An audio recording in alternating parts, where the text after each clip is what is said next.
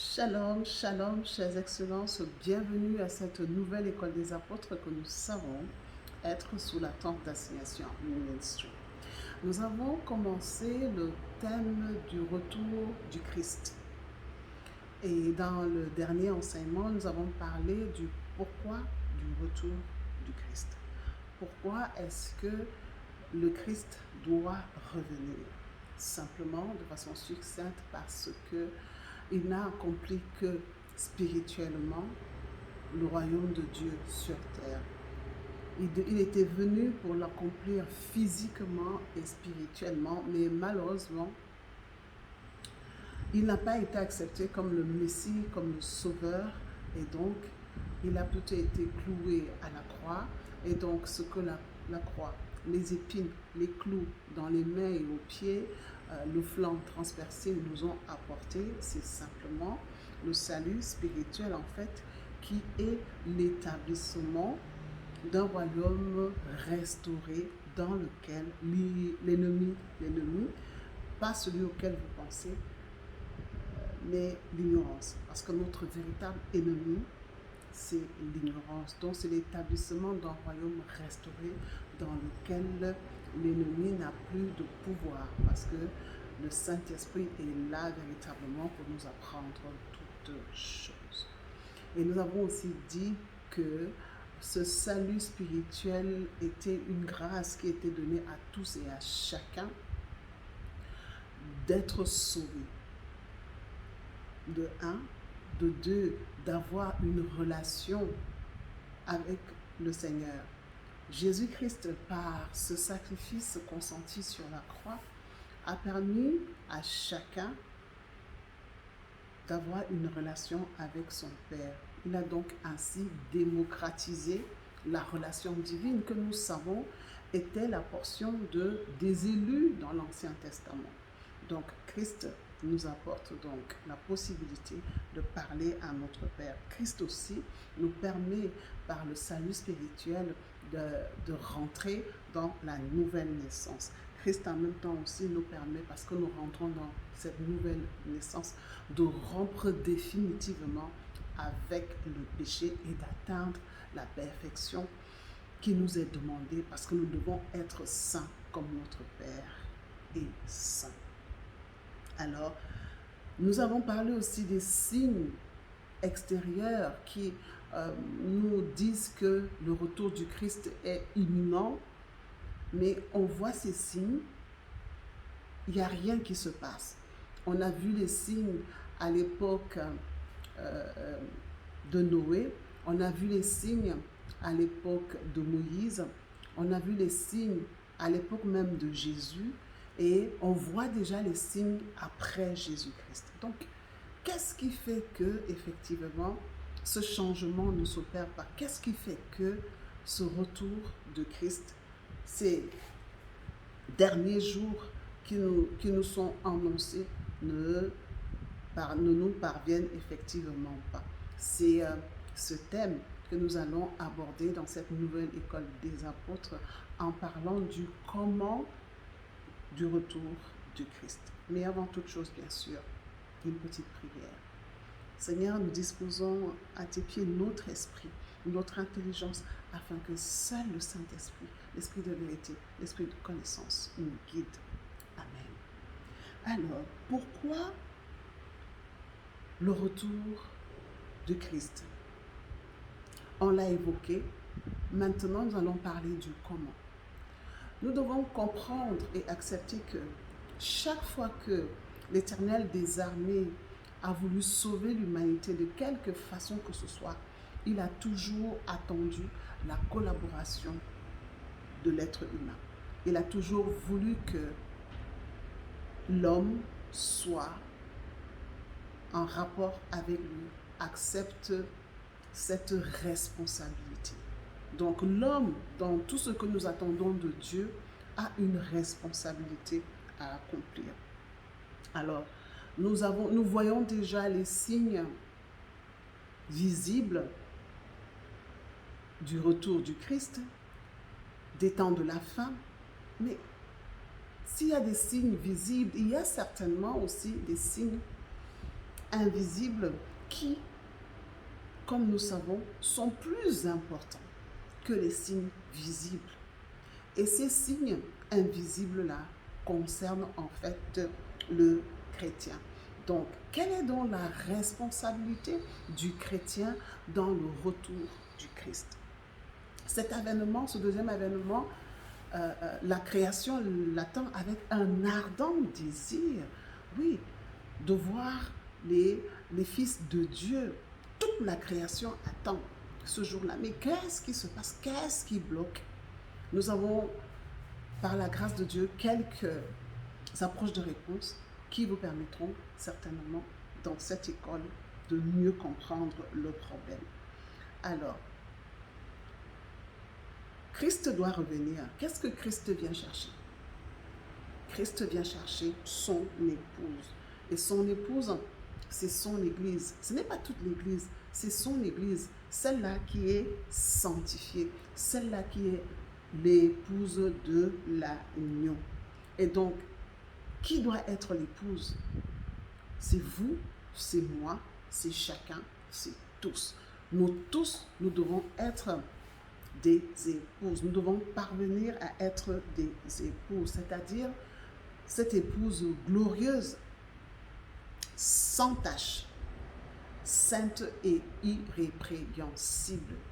Nous devons être dans la sanctification. Mais comment donc arriver à ce niveau d'épouse? Comment arriver à ce niveau d'épouse au point où nous allons manifester le retour de Christ?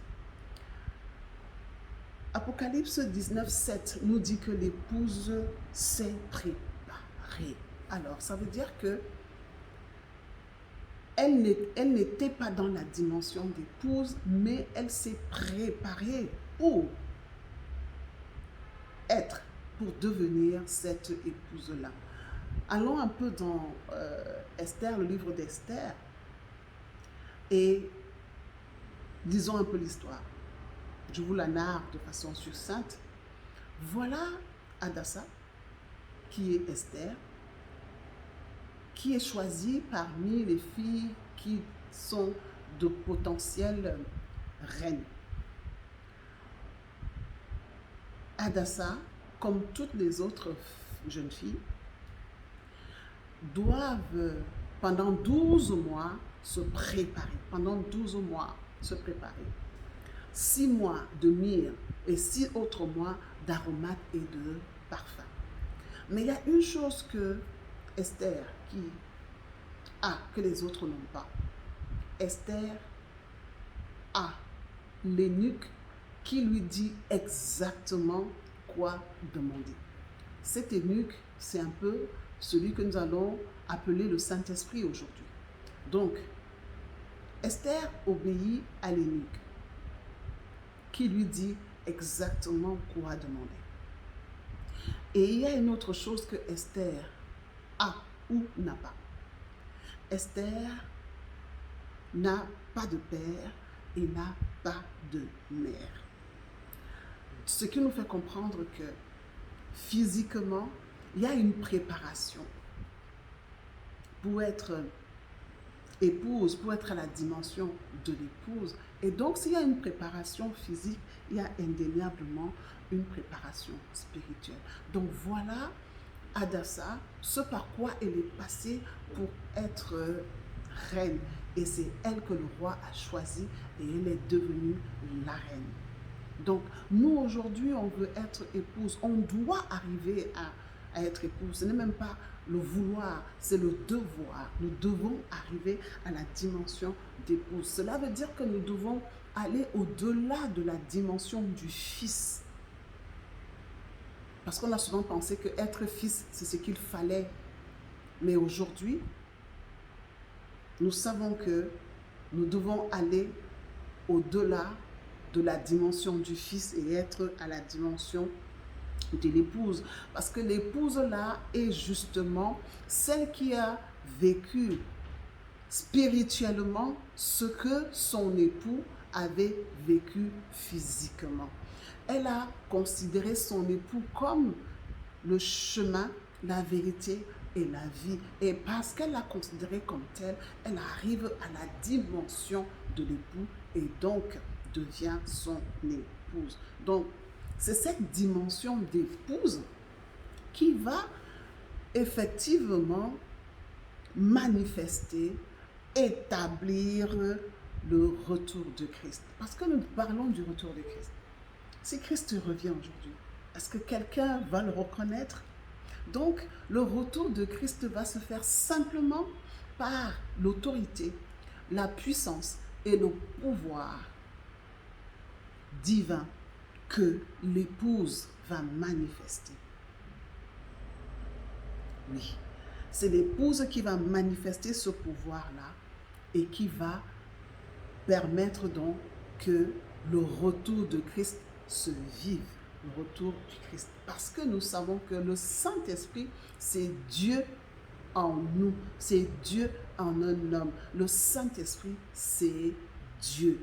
Et donc, lorsque Dieu entre dans un homme, il n'est plus seulement un homme de Dieu, il devient homme-Dieu, il devient un homothéos. C'est-à-dire que ce Dieu qui conjugue, cet homme de Dieu qui conjugue Dieu au présent. Cet homme, Dieu, qui conjugue Dieu au présent. Et il arrive au je suis. Oui, Christ nous le dit, Christ nous l'annonce, parce qu'il nous dit clairement que celui qui croit en moi fera les mêmes œuvres et en fera même de plus grandes. Alors, lorsque nous considérons véritablement Christ comme le chemin, la vérité et la vie, et que nous suivons le chemin par lequel il nous demande de passer pour le manifester, pour lui permettre de vivre en chacun par son autorité, par sa puissance et par son pouvoir, nous arrivons à la dimension d'homme-Dieu. Cet homme-là qui était avec Dieu, c'est Adam dans le jardin d'Éden qui a participé à la création du monde en nommant les animaux des champs et les oiseaux du ciel. Oui, c'est cet homme-là qui va exercer son pouvoir créateur sur terre. Et ce pouvoir créateur est simplement de gérer la création. L'homme-dieu, l'homothéos, est cet homme qui arrive à la dimension du je suis. Je suis. Parce qu'il devient cette connaissance que Dieu est et donc manifeste le salut physique. Ce salut physique devrait se vivre partout, pas seulement dans les églises, parce qu'on le vit déjà avec, comme on l'a dit dans la dernière école, on vit déjà le salut physique dans les églises avec les délivrances, les guérisons, les restaurations, etc., etc. C'est un pan du salut physique parce que le salut physique est effectivement la rencontre des cieux et de la terre par l'instauration du royaume de Dieu spirituellement et physiquement. Parce que ces hommes de Dieu qui acceptent de vivre pleinement la volonté de Dieu dans leur vie, acceptent les chemins de Dieu dans leur vie, deviennent des hommes de Dieu, des homothéos, qui arrivent au je suis. Le je suis donc permettra le salut physique qui sera indéniablement la manifestation du retour de Christ. C'est parce que les chrétiens auront atteint la dimension d'épouse, la dimension du je suis, qu'ils manifesteront par la puissance, l'autorité et le pouvoir de Dieu. Des changements de façon micro, c'est-à-dire que la restauration pour tous ceux qui vont croire il y a les guérisons, comme on a dit, il y a les restaurations. C'est de façon d'abord personnelle. Et même, on sauve l'âme de l'esclavage du péché, on sauve le corps des effets du péché. Et donc, l'homme qui passe par cette transformation-là arrive au salut physique. Et les homothéos, les hommes, Dieu, manifestent le salut physique. Au niveau micro, pas seulement dans l'église, ça se fait même hors de l'église. Et on arrive maintenant au niveau macro, c'est-à-dire que les villes, les pays, les continents, le monde sont impactés. Oui, il y a la délivrance politique, financière, économique, religieuse. Il y a vraiment des changements sur tout. Tout doit redevenir comme Dieu l'a créé. Toutes les sphères de la vie vont être touchées, vont être impactées par le salut physique.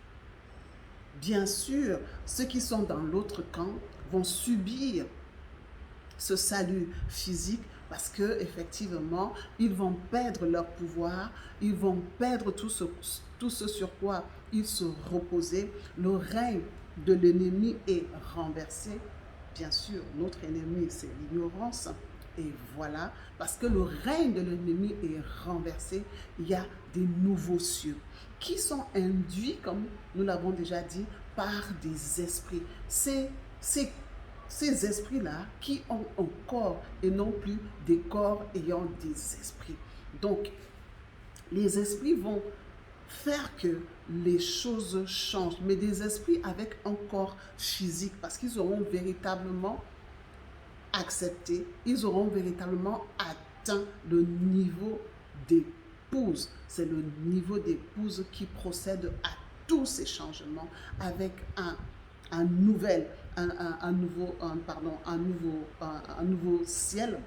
Et bien sûr, parce que vivant sur terre, ayant un nouveau ciel, la terre sera aussi une nouvelle terre. On le voit dans Apocalypse 21.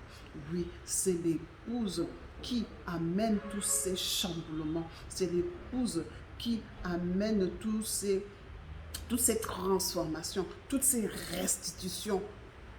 Parce que effectivement, elle exerce son pouvoir créateur qui est de régenter la création de son époux.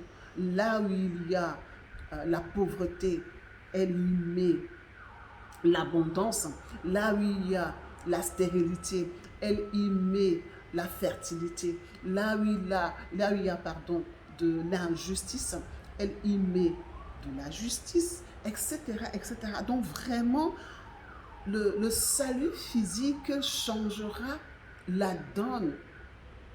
La joie va changer de camp. Les pleurs vont changer de camp. Les gémissements vont changer de camp. Parce que effectivement, les enfants de Dieu qui arrivent à la dimension d'épouse pourront véritablement reprendre ce qui leur a été pris, pourront rétablir les choses de façon plus juste. Et on verra donc le monde sera dans un certain désarroi, il y aura un changement de règne, le jugement va régner, Babylone va chuter et la nouvelle Jérusalem va émerger. Donc, chers apôtres, chères excellences, nous devons comprendre que ce n'est pas Christ qui doit nous permettre ce changement-là. Il nous a donné la possibilité d'amener le changement par le Saint-Esprit.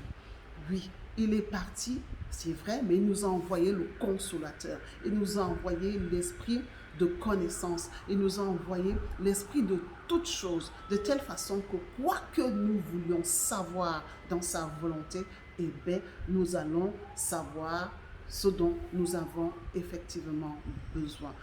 Donc, chers apôtres, nous devons arriver à cette dimension-là. Nous devons manifester le retour de Christ parce qu'il ne descendra pas du ciel, comme on dit. Mais lorsque les homothéos, les hommes-dieux seront manifestes.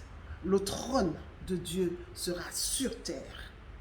Ah oui, le trône de Dieu sera sur terre avec les 4 êtres de vigilance. Et alors, vous assisterez à des bouleversements à nul autre pareil, à des transformations que vous, même rêver, vous ne pouviez même pas le faire.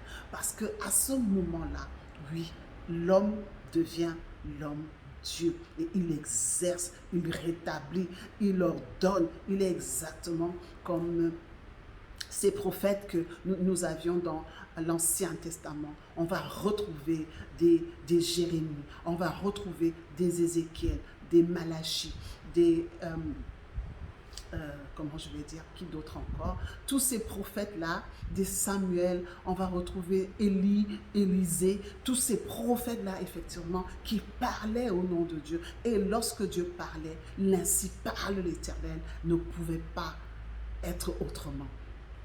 Lorsque Dieu parlait, c'était comme il avait parlé. Et c'est cela que nous allons vivre véritablement lorsque les homothéos, les hommes-dieux vont arriver à manifestation. Ces épouses qui seront prêtes pour l'époux, pour manifester le retour de l'époux. Et c'est donc cela, l'Apocalypse. Cet Apocalypse que nous attendons, eh bien, c'est nous qui l'avons entre les mains. Elle est de notre responsabilité. C'est nous qui devons manifester l'Apocalypse que nous lisons, que nous attendons toujours encore et encore sans comprendre véritablement notre responsabilité. Qu'est-ce qui nous incombe dans le retour du Christ? Aujourd'hui, par la grâce de Dieu, vous avez quelques approches de réponses qui, je crois, par sa grâce, vous aideront à mieux comprendre et avancer pour être ces épouses-là qui vont manifester le retour de Christ. Mais bien sûr, vous savez que tout ceci n'est possible que par la connaissance. Si vous n'avez pas la connaissance, vous ne pouvez pas être transformé. C'est la connaissance qui va vous transformer et vous retrocédera le pouvoir jadis perdu. Le Saint-Esprit vous donnera exactement ce qu'il y a lieu de faire. Et cette connaissance nous a été donnée. Telle est notre grâce et c'est avec un immense plaisir que nous vous partageons cette connaissance afin que nous puissions véritablement vivre ce que la parole annonce, ce que la prophétie de Dieu nous dit. Donc, nous devons pouvoir grandir dans la parole. Nous devons pouvoir sortir du péché, faire tomber les forteresses, afin que l'héritage générationnel tombe et que nous arrivions comme Hadassa, sans père ni mère. Et ainsi, nous serons des serviteurs selon l'ordre de Melchisédek, sans généalogie, parce qu'effectivement, engendré par le Dieu 3 fois saint, par le Saint-Esprit. Donc, chères excellences, la route n'est pas longue. Elle peut être difficile parce qu'elle va vous demander de sortir de vos sentiers battus, de désapprendre pour mieux apprendre et réapprendre, mais ce n'est pas impossible. C'est quelque chose qui est possible parce que tout est possible à quiconque croit. Je suis votre humble serviteur, l'apôtre Néma, disposé à vous donner le peu que le Seigneur m'a donné pour qu'effectivement nous puissions manifester ce changement de règne, cet apocalypse, cette fin d'un monde pour un autre monde. Que le Seigneur vous bénisse et vous garde. Shalom, shalom, shalom.